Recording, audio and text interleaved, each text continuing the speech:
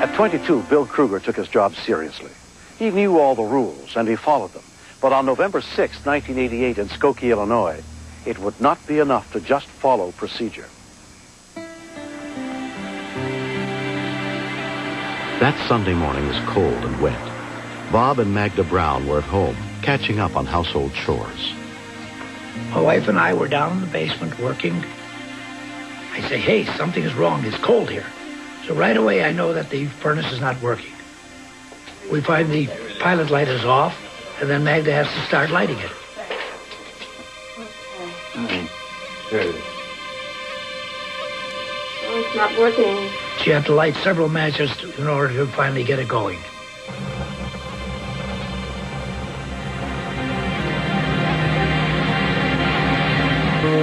We continued working until she left me to go upstairs to prepare lunch.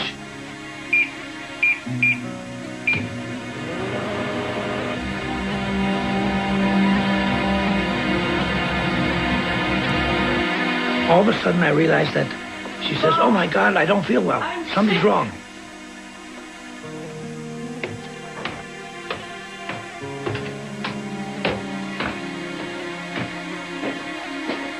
She says, my heart is beating so fast. My heart is beating so fast. I says, let me check your pulse. And I started checking it. I said, what the heck is this? And it was beating more than twice as fast as mine.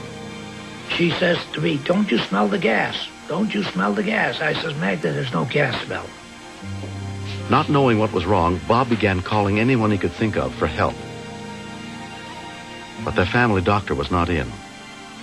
And their daughter, Rochelle, was not home. There's one call I gotta make. Magda says there's gas, and I call up the gas company.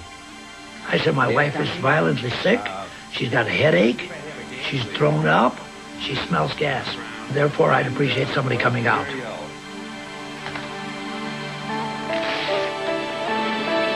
Bob's call to the gas company was relayed by dispatcher Steve Jones to 22-year-old field serviceman Bill Kruger.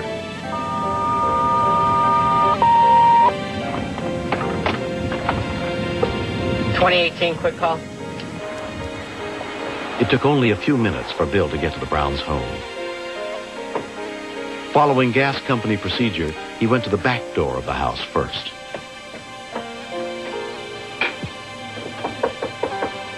To me, it was just, at that point, just another call that I was going on.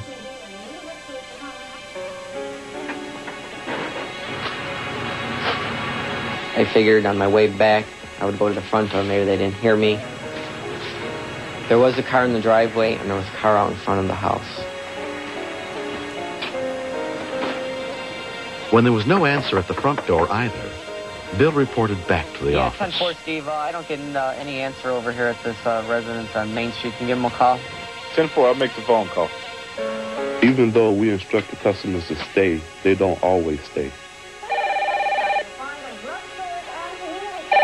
There was no answer. The Browns seemed to have gone out. But Bill was not convinced. So he went next door to talk to their neighbor, Wilson Acuna. I saw somebody walking around the house. I think something got to be wrong. What is this guy doing here? Hi. Hi, I'm from the gas company.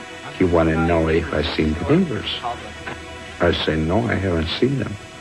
I got the phone number, and sure enough, they weren't home.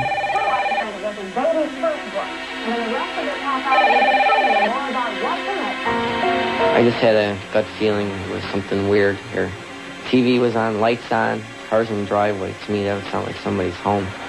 And I then proceeded to check around the door frame for carbon monoxide, right around the lock where you can get some draft through.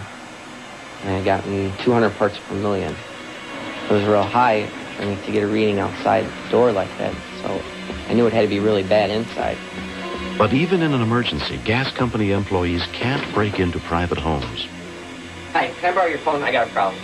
You can feel your heart pumping, and you just think of the steps that you were taught of what to do in an emergency situation. I think the people might be inside. I'm going to need the paramedics and the police over here as soon as you can. Skokie 911. Dispatcher Mark Klinghoffer took the call for help at 3:35 p.m. They gave me the address. Attention, Rescue Truck 17. As I was dispatching the call to the ambulance, I realized that I knew the people that lived in the house. Investigation for odor of gas. Engine 17, Rescue Truck 17, Ambulance 18 and 1602.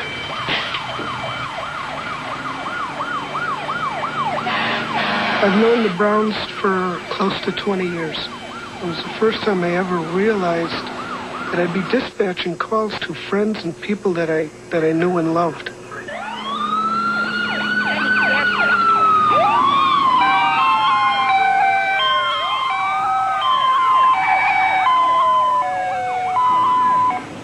I thought that it might be just, the people had called, gas company, took a long time getting there, they went out somewhere.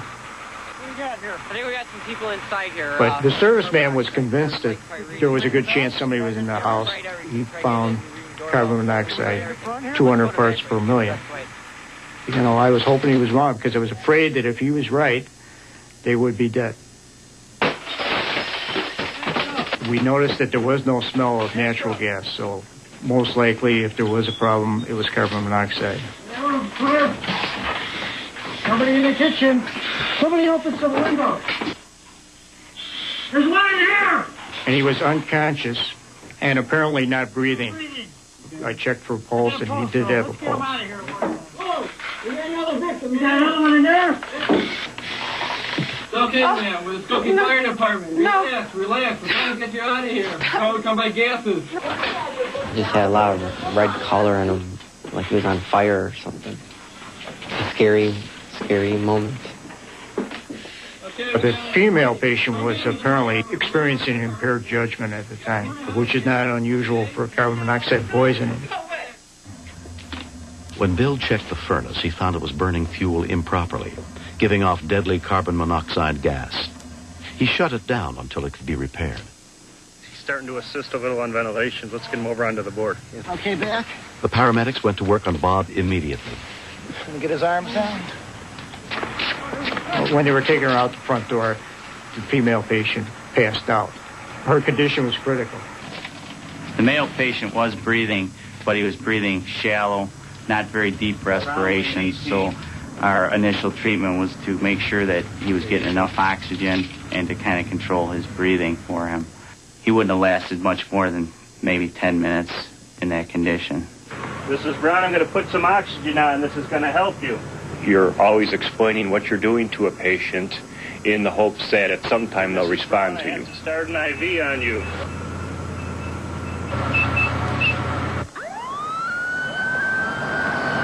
On the way to the hospital, Bob regained consciousness. The paramedic started talking to me. And he said, Mr. Brown, you and your wife just had an accident. You had carbon monoxide poisoning. I look around, I says, where's my wife? My wife? Well, how's she?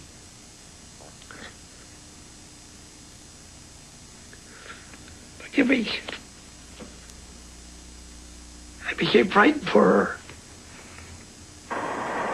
Bob and Magda Brown were taken to Lutheran General Hospital for treatment. At the hospital, they were pushing us out on the gurneys, and we were just about alongside each other when we touched hands on the gurney going in. And I felt better. The Browns were put in a pressurized room to force the carbon monoxide out of their red blood cells.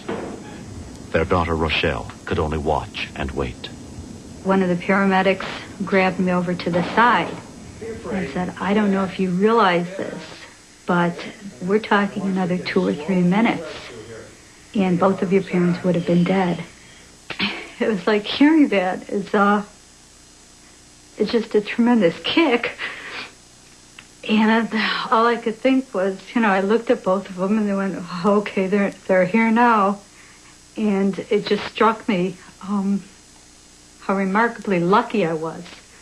I have tremendous faith, and I feel that God has some calling for me because he saved me in Auschwitz and he saved me this time. So maybe I have a few more years to go and spread some joy in this world. Nearly a year later, Magda and Bob got a chance to meet Bill Kruger for the first time. Oh, my goodness! Meeting Bill for the first time was gratifying to me. It was a shock because I'd never seen him, I've seen a picture of him in the newspaper, and I've talked to him on the phone several times. Thank you over and over and over again. And it was nice to be able to say to him, thank you for saving my life. What else do you say? I just did something that maybe other people would have done too in that same instance. I just did my job. Would you like to help?